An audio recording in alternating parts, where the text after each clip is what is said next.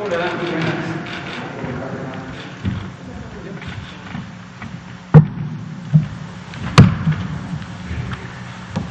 Muy buenas noches. Son las 19 horas en punto, son de hoy 4 de febrero, jueves 4 de febrero de 2021. Estamos en el Palacio Nacional de México, en la Ciudad de México, en el Salón Tesorería, y vamos a iniciar la conferencia de prensa diaria sobre COVID-19, la pandemia causada por el virus SARS-CoV-2. Hoy vamos a tener información de interés. Primero, el informe técnico general que presentará el doctor José Luis Salomía, director general de epidemiología. Después comentaré sobre el avance del programa de vacunación o la estrategia de vacunación contra el virus SARS-CoV-2 para prevenir COVID-19. Y enseguida tenemos otra vez el gusto de que esté con nosotros el doctor Ernesto Ramírez, quien es el jefe de la Unidad de Investigación y Desarrollo Molecular de nuestro muy querido Instituto de Diagnóstico y Referencia Epidemiológicos, INDRE.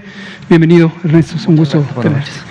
Como lo ha hecho en otras ocasiones, va a venir a actualizarnos sobre variantes, mutantes y diferentes elementos que tienen que ver con los cambios genéticos que tiene el virus SARS-CoV-2, cómo se han encontrado, cómo se clasifican, qué importancia tienen estos cambios, y salir ya de dudas y de especulaciones sobre si existen o no cepas mexicanas, variantes mexicanas, si estas tienen realmente un significado clínico, epidemiológico, si las vacunas pueden perder potencia o no. De todo esto y más nos hablará el doctor Ernesto Ramírez. Bienvenido, Ernesto. Vamos entonces a iniciar. Le pido al doctor Salomía si presenta el primer segmento y continuamos. Con mucho gusto, señor secretario. Muy buenas noches también, tengan todas y todos ustedes. Vamos a iniciar con la actualización del comportamiento epidémico de la COVID-19 en México. Para el día de hoy continuamos todavía manteniendo este ya descenso de 2 semanas consecutivas de menos 16% para efectos del cambio entre la semana 2 y 3.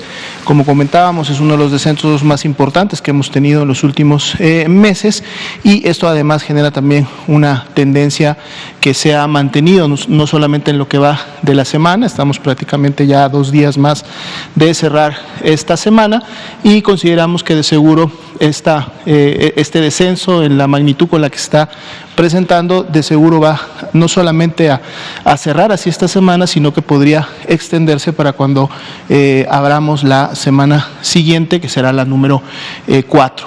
Son 2.096.374 las personas que están distribuidas en esta curva, que como podemos ver inicia desde el año pasado y desde el mes de febrero, cuando confirmamos los primeros casos de COVID-19 en México, pero solamente el 4%, es decir, 81.538 son realmente las personas que representan la epidemia activa, ya que son las que iniciaron con signos y síntomas en las últimas 2 semanas. Las demás personas están más en el comportamiento ya histórico de la epidemia, y solo el 4% es ese comportamiento y esa carga actual que mantiene obviamente la epidemia activa en México, y forman parte también de ese histórico las personas que hasta el momento ya se han recuperado, han sanado de la COVID-19, que para el día de hoy son 1.461.011 personas, y continúa también el incremento entre la semana 2 y 3 de las mismas de un más 26%. En ese histórico, lamentablemente también, desde que inició la pandemia en México, las personas han perdido la vida a consecuencia de las complicaciones que sabemos produce el virus SARS-CoV-2 en los órganos que afecta, sobre todo obviamente los pulmones, y para el día de hoy son 162.922 las personas que durante toda la epidemia en México han tenido esta condición. Si vemos la siguiente diapositiva, actualizamos rápidamente la ocupación hospitalaria, en este caso de las camas IRA general, que se reservan o se destinan a pacientes graves que presentan ya signos y síntomas de alarma, que requieren oxigenación y por lo tanto de un cuidado más especializado, sobre todo al interior de una unidad de atención médica de segundo o tercer nivel, es decir, de un hospital. Podemos ver rápidamente para el grupo de más de 70%, no han habido prácticamente cambios. Todas las entidades que estaban, estas 7 entidades que estaban en el grupo, se mantienen con la misma ocupación. Sin embargo, destacamos que para los estados que mayor ocupación tienen, Ciudad de México y Estado de México con 82%, este 82% sí ha representado una disminución de prácticamente 8 a 9 puntos porcentuales de, por ejemplo, lo que venían presentando hace 10 días o la semana pasada. Donde sí tenemos cambios es precisamente en el grupo entre los 69 y 50% de ocupación. Nuevo León y Nayarit continúan a la baja, 66, 60%, y solamente el estado de Baja California Sur ha presentado un incremento dentro de este grupo, aunque dentro de ese incremento vemos que apenas está cruzando el 50% de ocupación con un 52%. Y a nivel general son 18 entidades las que tienen más de la mitad de sus camas disponibles para atender a estos pacientes, siendo a nivel nacional el total de camas disponibles de este tipo 16.061. Veamos la siguiente diapositiva. Enfocamos en camas con ventilador para los pacientes más críticos. Aquí también tenemos cambios. Podemos ver que en el grupo de más de 70% ya solamente tenemos una entidad que tiene más del 70% de ocupación, pero que además, siendo la Ciudad de México con un 79% actual, también ha tenido una disminución en los últimos días y desde la semana anterior para efectos de esta ocupación. Y en el siguiente rango, entre 69 y 50, vemos precisamente al Estado de México incorporándose ya con una ocupación por debajo del 70%, al igual que Nuevo León, hace unos días también se incorporaba a este grupo y es el que tiene la disminución, y tenemos a Tlaxcala y a Oaxaca apenas también superando el 50%, pero por lo tanto integrándose a este grupo. La mayoría de las entidades federativas, 24 de ellas, tienen más de la mitad de sus camas disponibles, e inclusive tenemos a Veracruz y a Morelos incorporándose a este grupo de más del 50% de disponibilidad para efectos de las camas con ventilador, que para todo el país son 5.597 las que estarían disponibles para recibir a este tipo de pacientes. Esa es la actualización de estos números. Muchas gracias, doctora Lomía. Pasamos ahora con la vacunación contra el virus SARS-CoV-2 para prevenir COVID-19, en el contexto del Plan Nacional de Vacunación contra COVID o contra SARS-CoV-2, que presentamos el pasado 8 de diciembre, que tiene como primera etapa el vacunar al personal de salud de primer contacto, de primera línea, de mayor exposición al virus SARS-CoV-2. Hasta el momento hemos ido teniendo un ritmo constante, razonablemente pegado a lo planeado para cada día de vacunas. En este momento mayormente se trata de las segundas dosis, aunque todavía hay aplicación de muy poquitas pendientes primeras dosis. 5.089 vacunas se pusieron el día de hoy. La siguiente nos muestra el número acumulado y cómo ha ido progresando a lo largo del tiempo. Lo que se ve en esta gráfica, donde se acumulan 695.088 dosis de vacunas. Y en la siguiente lo que podemos ver, como cada noche, es el avance en las segundas dosis con respecto a primeras dosis. Hoy tenemos ya 60.742 personal de salud de primera línea que han sido vacunadas con su segunda dosis. Esto representa ya el 9% de los esquemas, son esquemas completos. Estamos usando, recuérdenlo, la vacuna de Pfizer-BioNTech hasta el momento, mientras no han llegado todavía otras vacunas ya contratadas. En el campo del personal educativo, recordamos cada vez que mencionamos esto, que desde la fase de planeación hicimos público cuál es el propósito, el tercer eje de priorización, que es la oportunidad de activar elementos de la vida pública que son estratégicos, como la educación pública, cuando las condiciones así lo permiten. En este caso, en el estado de Campeche, 4 meses consecutivos de una transmisión mínima del virus SARS-CoV-2, de un muy buen control epidémico, nos permiten esa oportunidad. Por eso se ha vacunado a personal educativo con el propósito de empezar a preparar el posible retorno a las clases, cosa que deberá ocurrir cuando el estado de Campeche retorne al semáforo verde. La siguiente. 81% de avance general en el uso del paquete más reciente que llegó el 19 de enero, con 219.375 dosis, y pueden ver que prácticamente estamos terminando de cubrir todo el país y tenemos 3 entidades federativas que las hemos estado comentando toda la semana que están en este momento terminando con las segundas dosis. El ritmo de aplicación, la siguiente, es dependiente de cómo se aplicaron las primeras dosis, que en su mayoría ocurrieron en la fase de calibración, desde que empezó la vacunación el 24 de diciembre de 2020 hasta el 12 de enero. Y hoy las segundas dosis se ponen precisamente al ritmo de esas primeras dosis. 68% del paquete ya ha sido utilizado y son 766.350 dosis de vacuna que llegaron al territorio. Este número no ha variado, como lo pueden notar, a lo largo de toda la semana, porque no tenemos ningún embarque nuevo. Recordamos que por diversas razones mundiales que tienen que ver con la capacidad de producción, ahora también con algunas restricciones que han impuesto varios de los países o regiones en los que están situados los laboratorios productores de las vacunas, se ha atrasado las entregas. En el caso específico de Pfizer, las entregas del 15 de febrero será donde empecemos a recuperar ya el ritmo de llegada de las vacunas, y desde luego Pfizer nos restablecerá lo que no pudimos recibir en la última semana de enero y las 2 primeras semanas de febrero. La siguiente, por favor.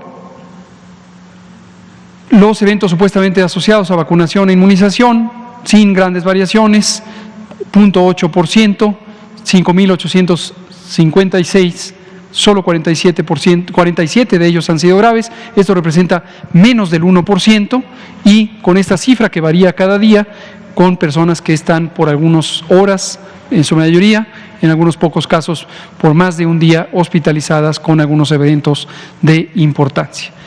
En la siguiente tenemos una información general, me parece. Aislamiento ante síntomas de COVID. ¿Este es video? No. Sí.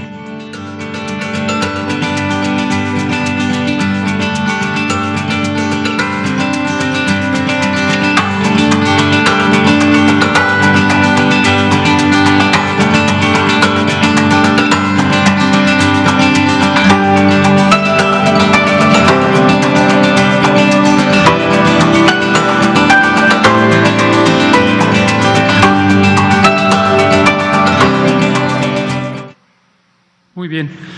Esta es información de promoción de la salud que difundimos a través de las redes sociales, no solamente aquí, pero también consideramos que es útil que esté presente en esta conferencia de prensa. Ahora sí le pedimos al doctor Ernesto Ramírez si nos platica sobre la genética de los virus y su vigilancia.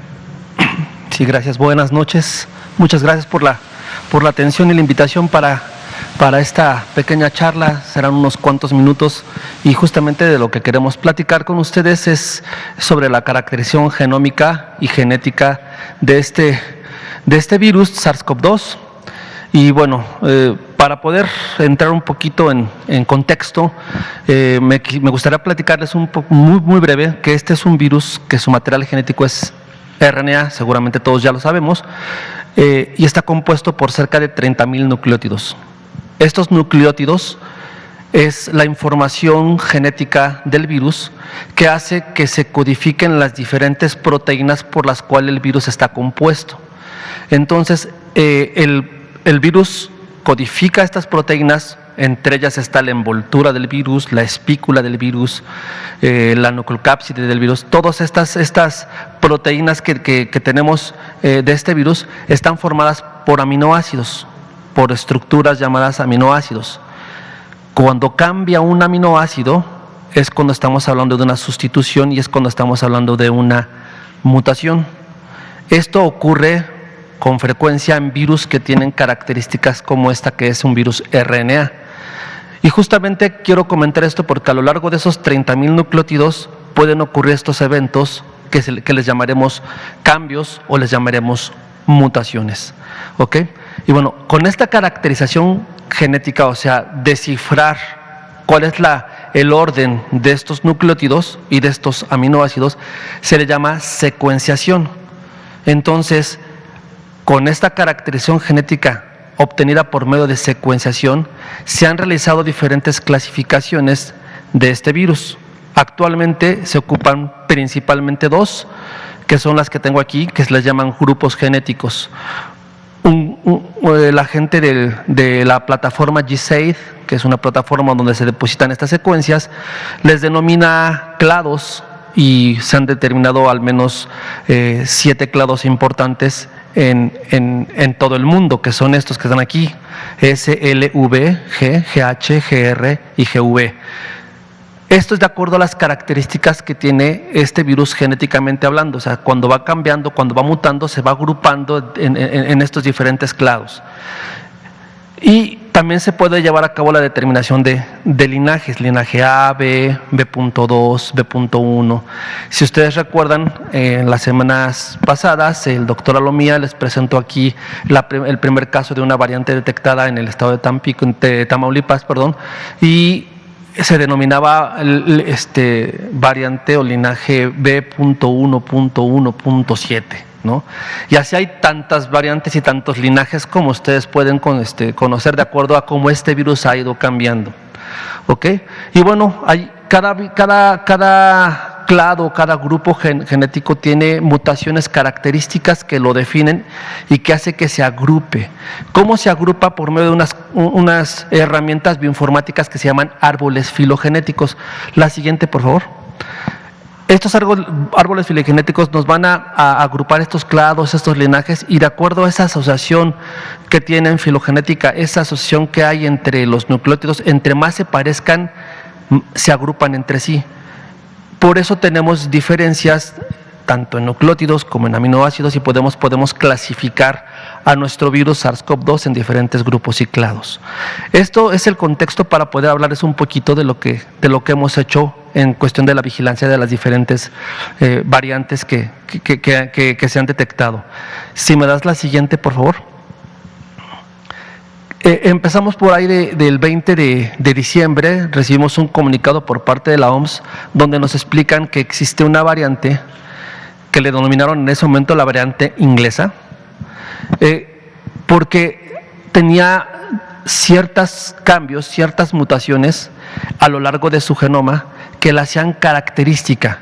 Una de las principales características de esta variante es que se empezó a dispersar con mayor velocidad en el Reino Unido, y por eso llamó mucho la atención. Entonces, cuando se empieza a caracterizar, nos damos cuenta y nos emiten el comunicado que esta variante tiene 23 mutaciones a lo largo de su genoma que son de características importantes.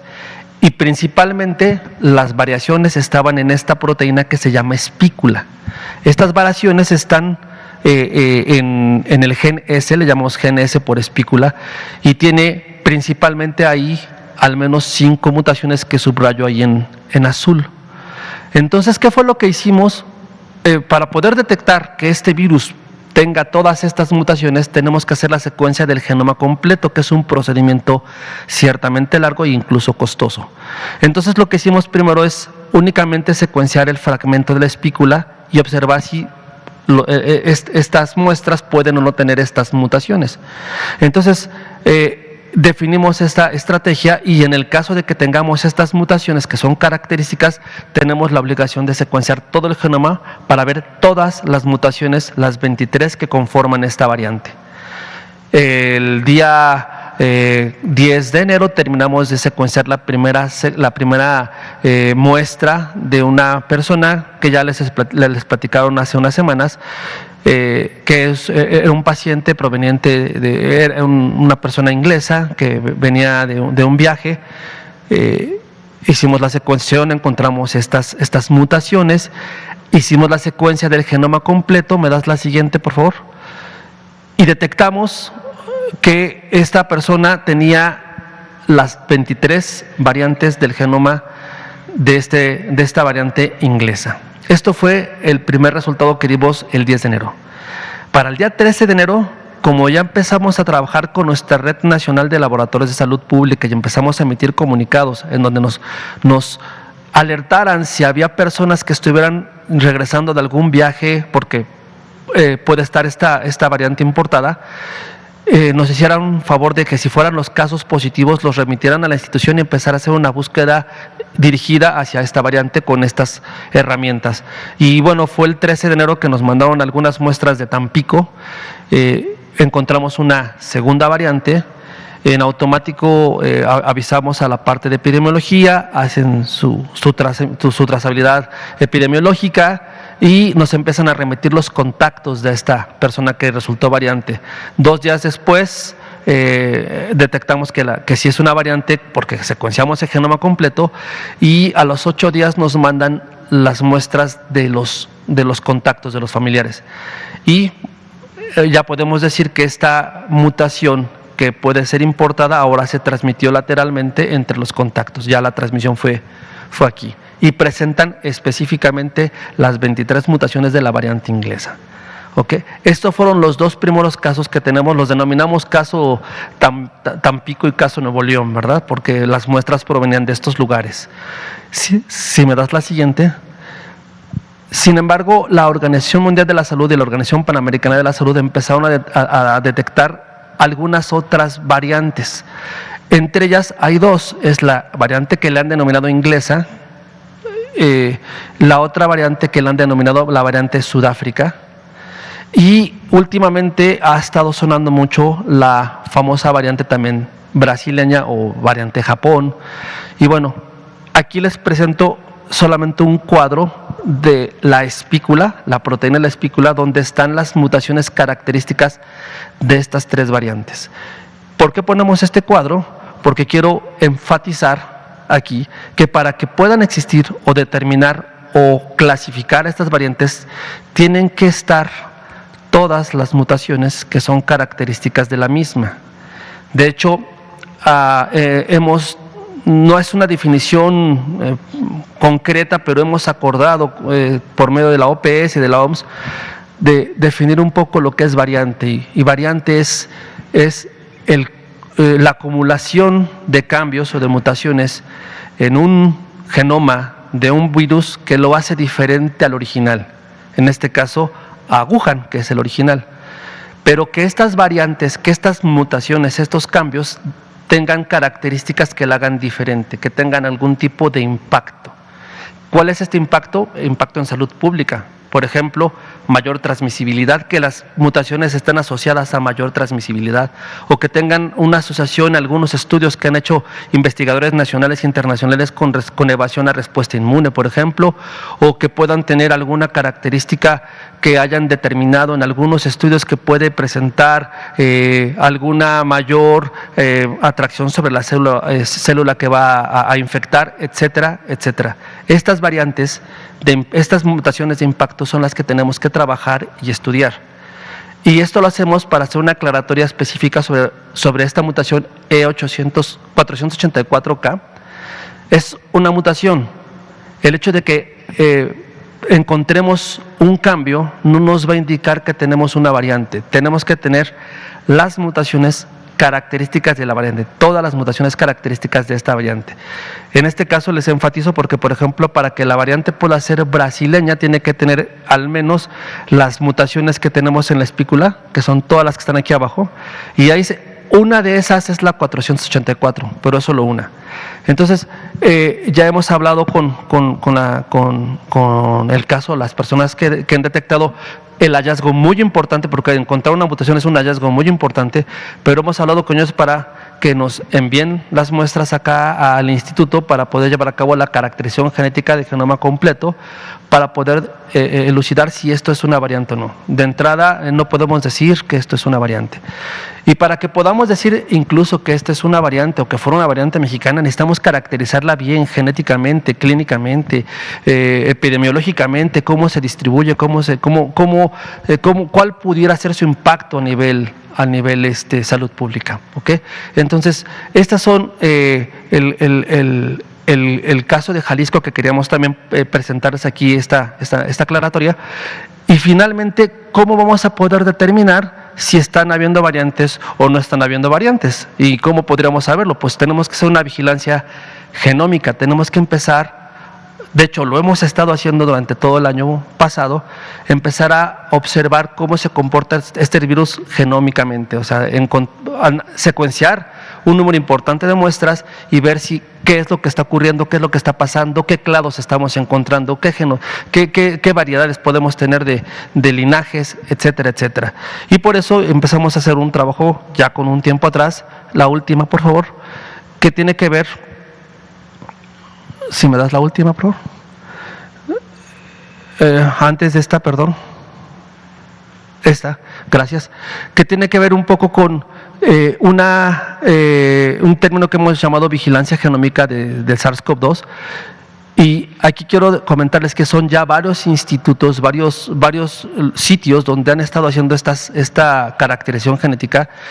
Y hay una plataforma que se llama GSAID, que es donde se depositan las secuencias genómicas que cada instituto, cada escuela, universidad, laboratorio empieza a generar. Ahí es un repositorio de todas las secuencias donde se analizan, donde se compartimos nuestras secuencias con las secuencias de Sudamérica, de Norteamérica, de Europa, de Asia, y así es como se van realizando esos estudios filogenómicos para poder determinar si existen, si no existen variantes, a quién se parece, a quién no se parece. ¿Ok? Solamente para comentarles que, bueno, hemos hasta el momento llevado a cabo en el país ya casi cerca de 750 secuencias de genomas completos. Estos son los institutos donde se han realizado, en el INDRE, por supuesto, en el INER, en el INMEGEN, en la Universidad Autónoma de Nuevo León, en nutrición, en el IMSS, ¿ok? Todas estas secuencias se han depositado y quisiera comentar acá que bueno, que como país aportamos esta información y solo para mostrarles unos números de cómo estamos posicionados en la cantidad de secuencias que estamos realizando a nivel internacional, secuencias de México, pues solamente estamos por debajo de Brasil y de Chile, que ellos tienen redes de secuencias, redes de laboratorios que hacen secuencia genómica.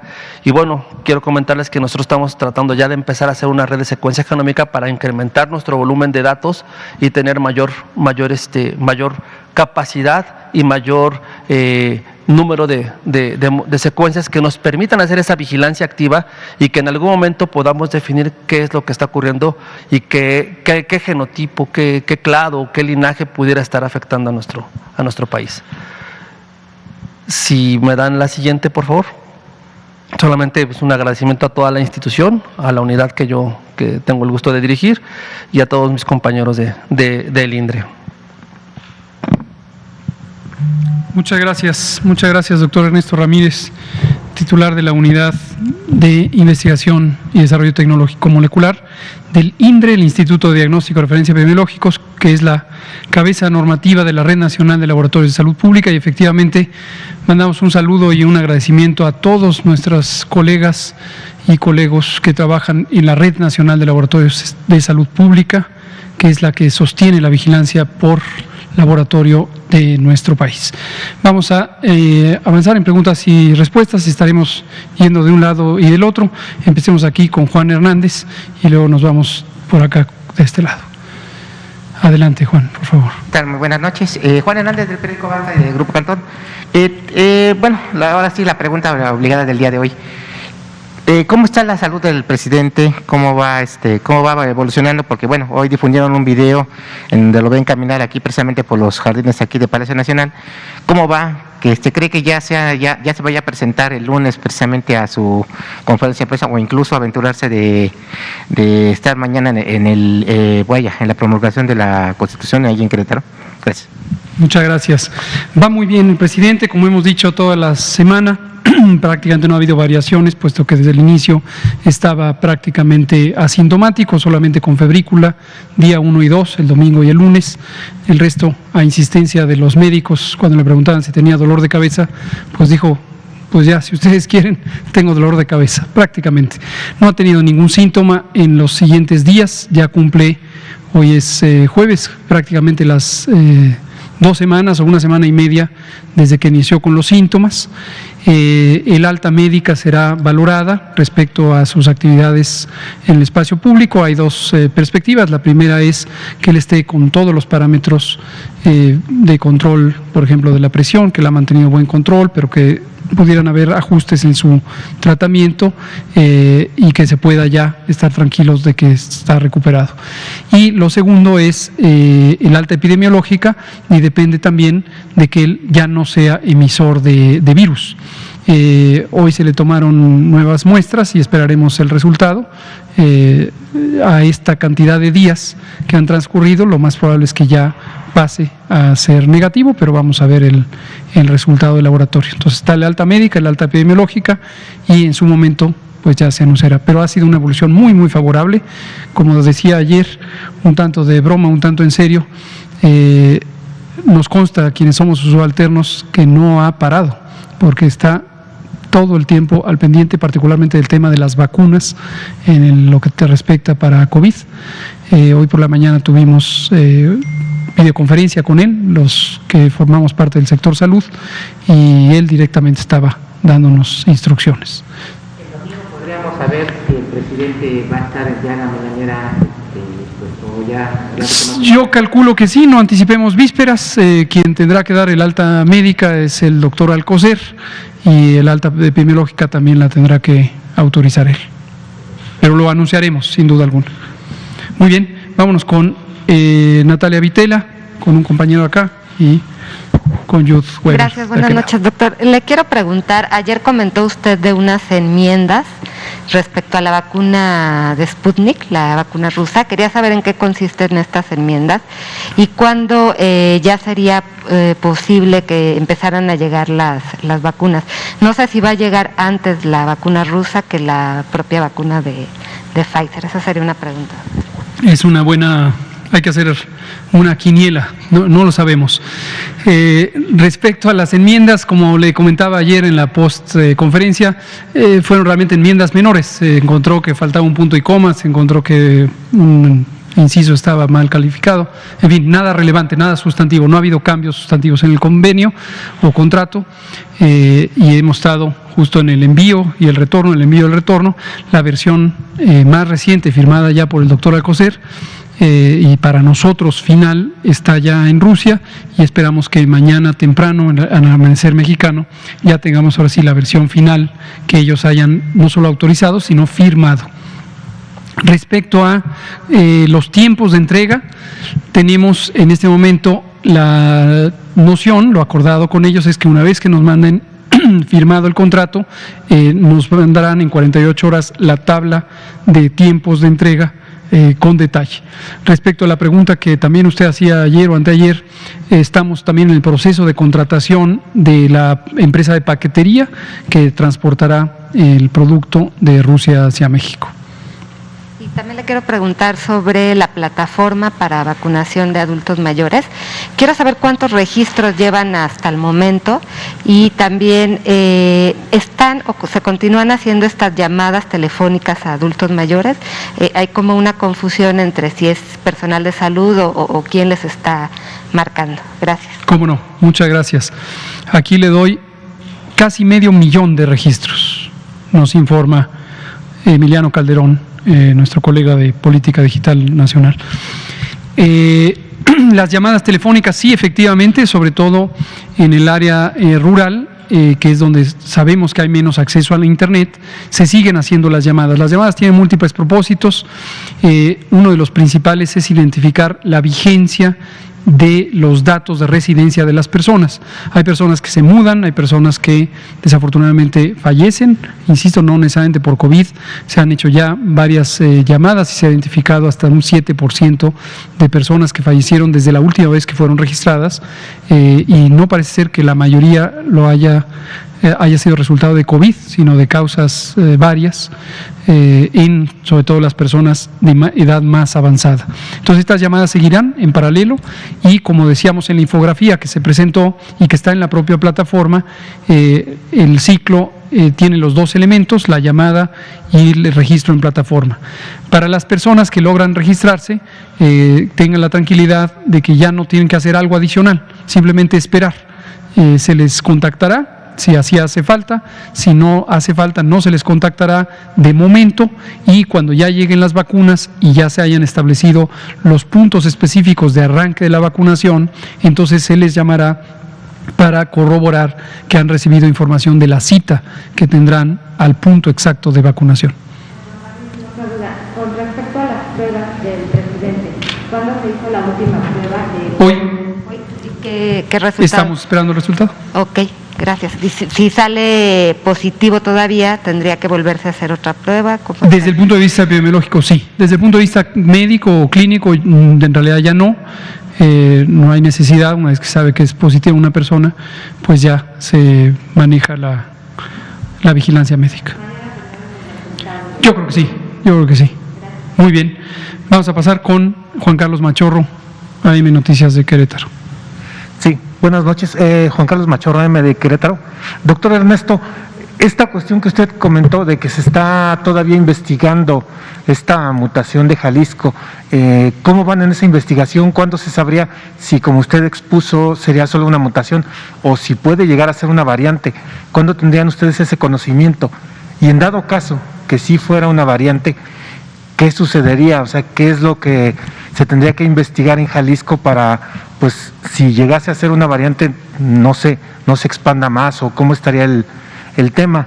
Y si me permite, doctor Gatell, nos han llegado diversas denuncias sobre falta de medicamentos para diversas enfermedades. No solo nosotros, sino diferentes medios de comunicación lo han documentado.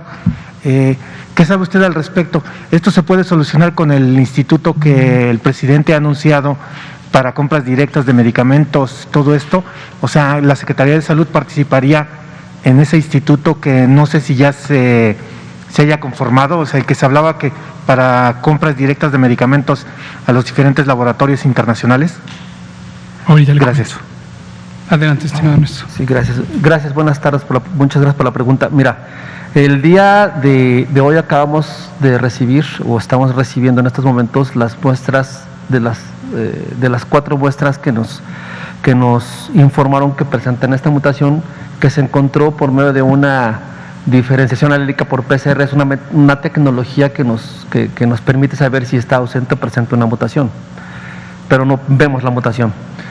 Entonces, el día de hoy y mañana estaremos haciendo las primeras pruebas con únicamente la espícula para secuenciar un pequeño fragmento, y el día martes ya tenemos programado realizar la corrida de secuenciación de genoma completo. No podemos estar secuenciando diario porque tenemos que juntar bastantes muestras para hacer eficientes nuestras pruebas.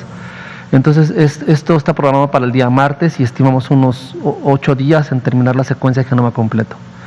En dado caso de que se confirmara alguna variante de interés o alguna secuencia genómica que pudiera ser de interés, en automático le informamos mediante una nota técnica a la Dirección General de Epidemiología, al doctor José Luis Salomía, y ellos realizan todo un cerco epidemiológico en el sitio, hacen rastreos, buscan si tiene antecedentes de viaje, si no tiene antecedentes de viaje, si todos sus contactos, etcétera, para poder hacer un trabajo integral a nivel epidemiológico y empezar a ver características clínicas, características específicas de los pacientes, tomas de muestras, cuándo fueron, cuál fue su evolución, cuál es su estatus actual.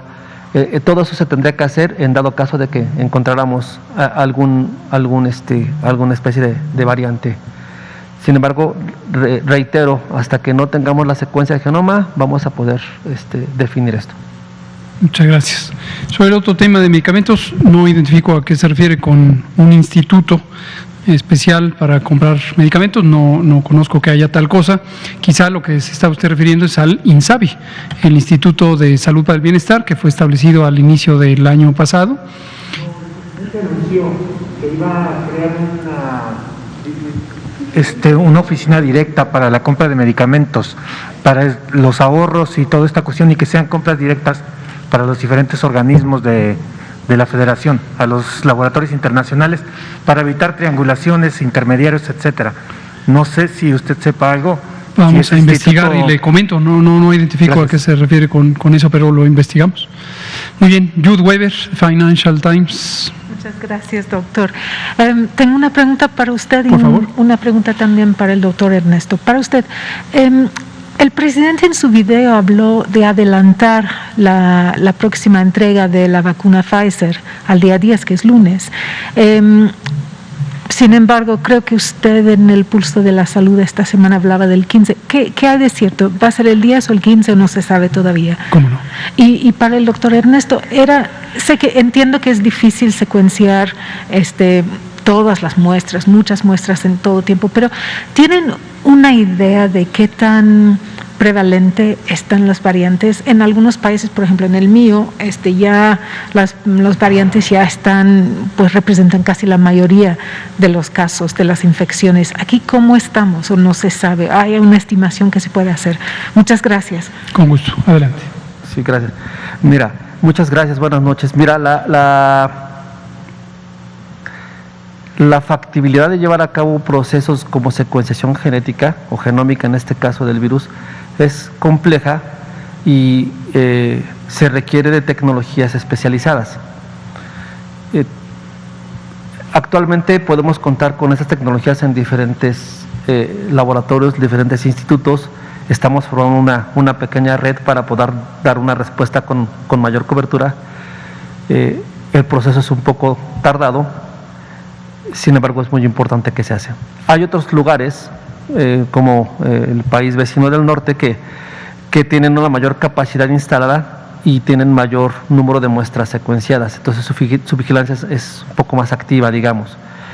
Y con relación a las variantes, te puedo comentar que en el caso de la variante británica, al momento se ha detectado en más de 50 países ya, y cada uno de los países aporta esta información a través de estas plataformas de GSAID.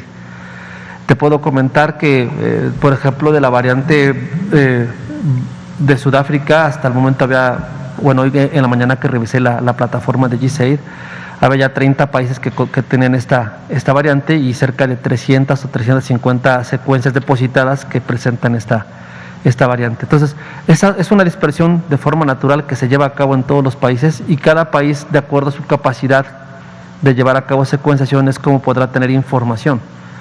De hecho, por eso podemos tener mucha información de la variante brasileña, porque tiene una capacidad fuerte de llevar a cabo secuenciación. Esperemos nosotros como país también tener una respuesta fuerte para poder detectar cualquier cambio que pudiera ser relevante en nuestro país.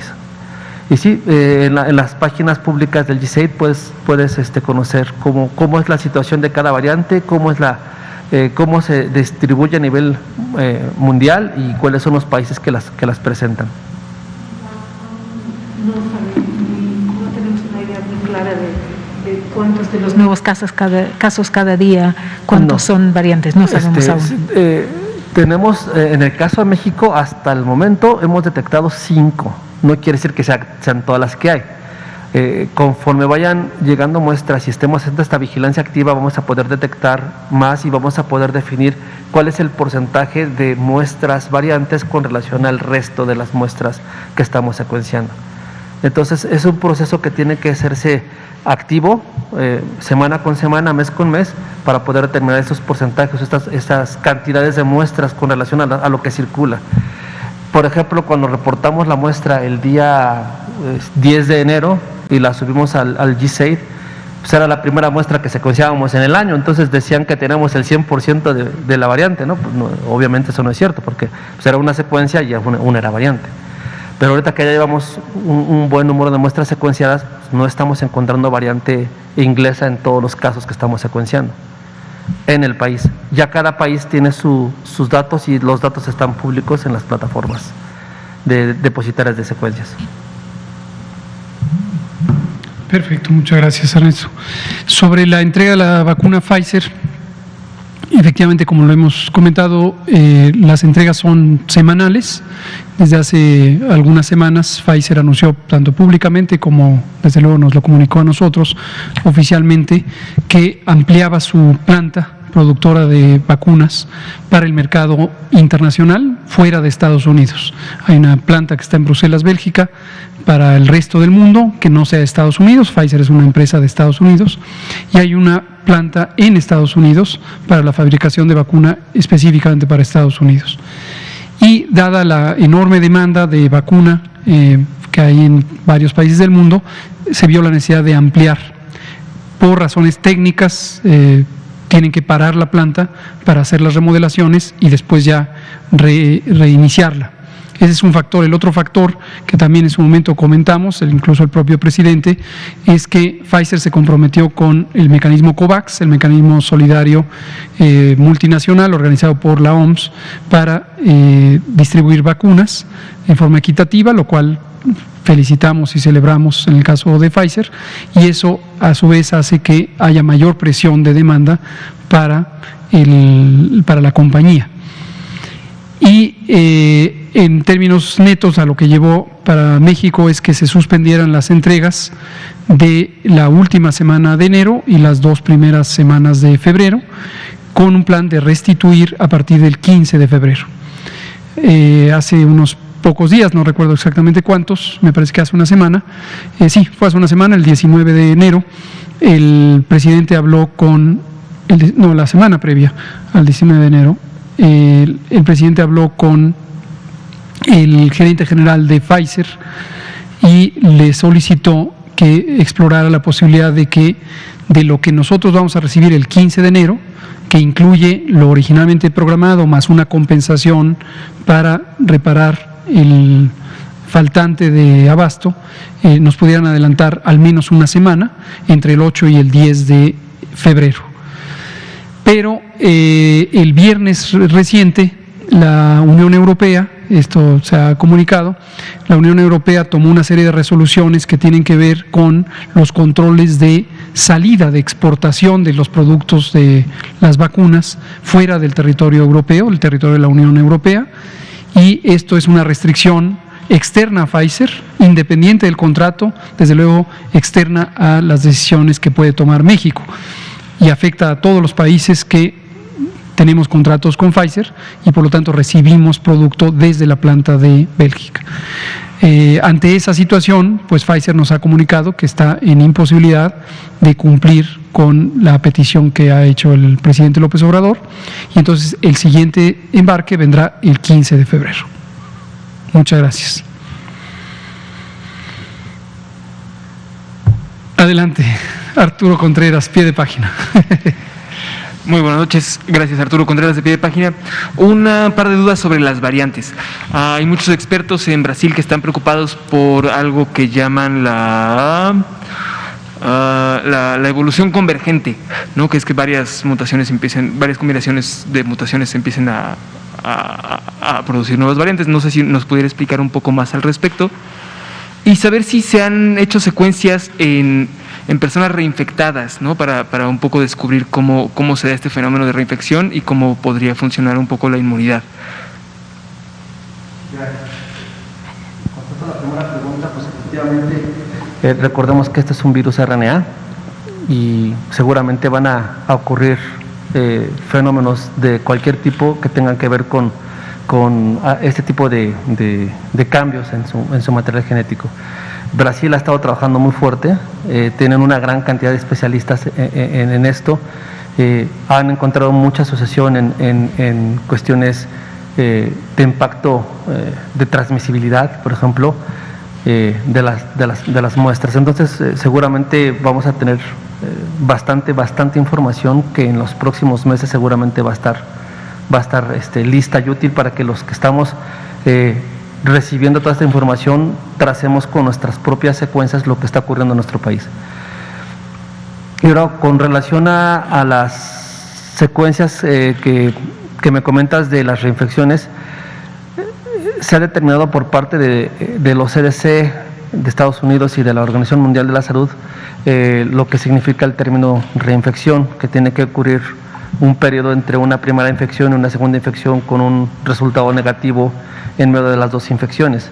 Lo que hemos hecho nosotros en el laboratorio es la primera muestra positiva y la segunda muestra positiva las secuenciamos ambas y tiene que haber, para que pueda considerarse una reinfección confirmada, al menos o diferencias de clados, quiere decir que tengo un clado GH y un clado GR, en automático estamos hablando que son dos grupos genéticos diferentes, se confirma una reinfección, o que al menos tenga 2 o 3 mutaciones por mes. Esto es, si entre la primera infección y la segunda infección pasaron 2 o 3 meses, que existan una cantidad importante de mutaciones entre las dos cepas, para que las podamos considerar variantes distintas o clados distintos. ¿Ok? En el caso de nosotros, detectamos ya algunas, en algún momento se presentaron por acá.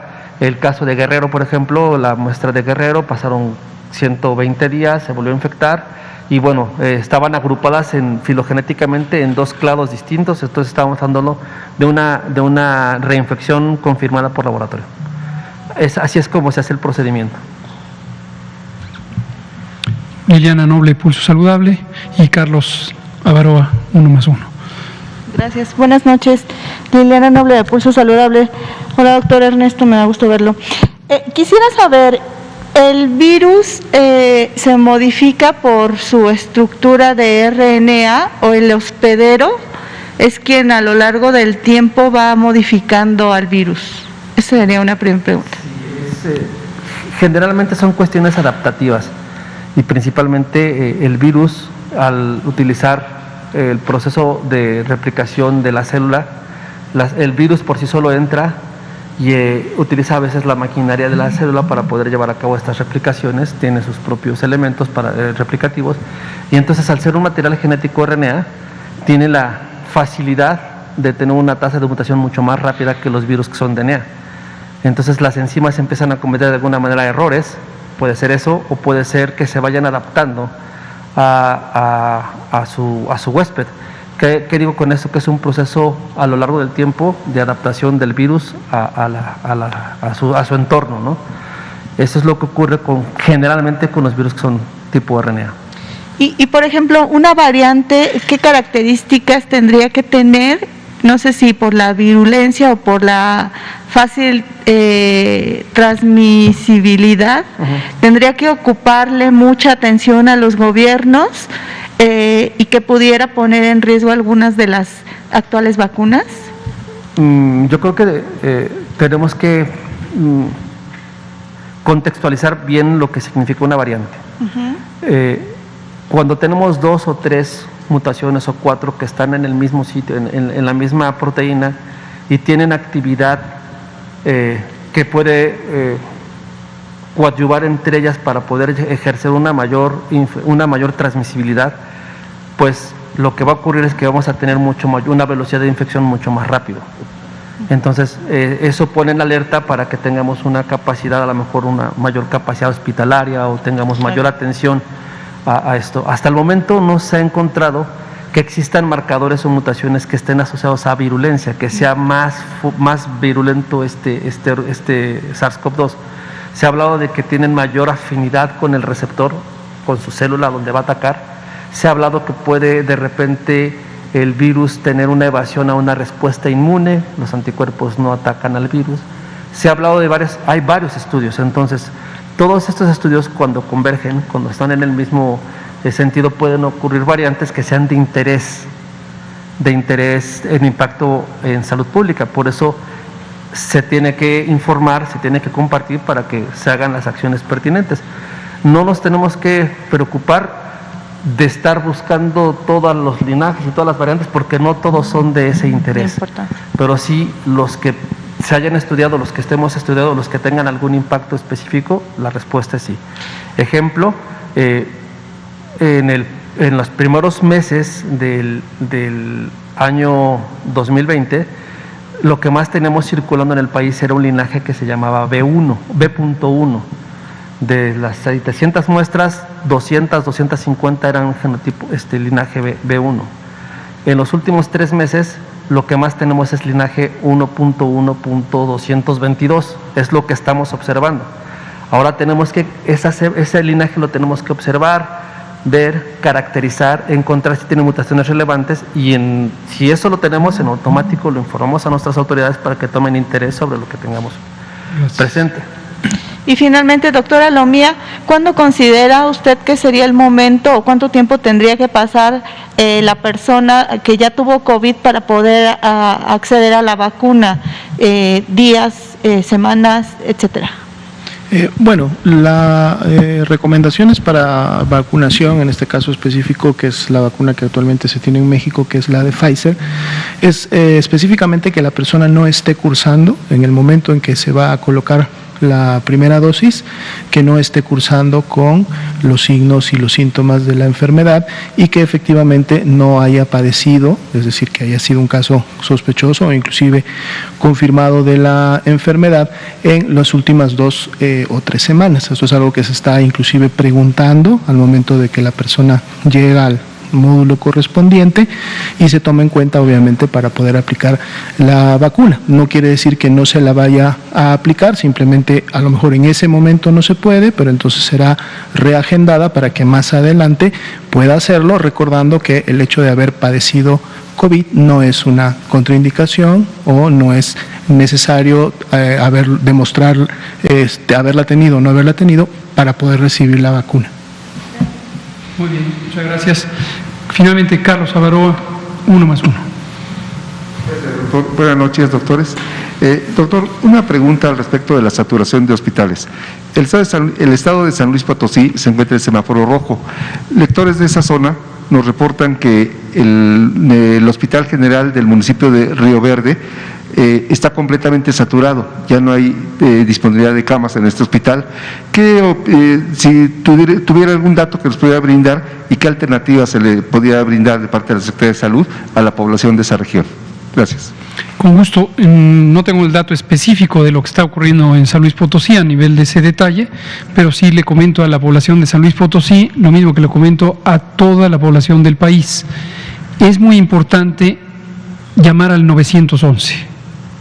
¿Qué es lo que está ocurriendo? Y ha venido ocurriendo por varios meses, que las personas van a un hospital, lo encuentran ocupado y entonces tienen que buscar otro hospital, lo encuentran ocupado, tienen que buscar otro hospital, lo encuentran ocupado. Esto desde luego ocurre en los estados cuando se encuentran en mayor porcentaje de ocupación, muy distinto a lo que está ocurriendo en los estados que tienen mínima ocupación, Campeche, Chiapas, varios de los estados que están en el semáforo amarillo en este momento. Pero durante la etapa en que se encuentran en el semáforo rojo, en este momento los principales siguen siendo la Ciudad de México, la zona conurbada del Valle de México en el Estado de México y Nuevo León, encuentran esta situación. Entonces, para eso está el Centro Regulador de Urgencias Médicas, 911, 911 es el número universal de atención de emergencias en México. De hecho, en muchos países es el mismo número. Este sistema es un centro telefónico que está regionalizado. Si yo tomo mi teléfono y marco 911 aquí en la Ciudad de México, me va a tener información, me va a contestar una persona y me va a tener información sobre lo que ocurre en la Ciudad de México. Si yo estoy en Río Verde, San Luis Potosí, y marco 911, tendrán información sobre lo que ocurre en San Luis Potosí. Y esta es la manera de tener información en tiempo real sobre la ocupación hospitalaria. Y eso lo que facilita es que se le pueda orientar a la persona y decirle: no intente ir a ese hospital porque está lleno, en cambio intente ir a este otro hospital.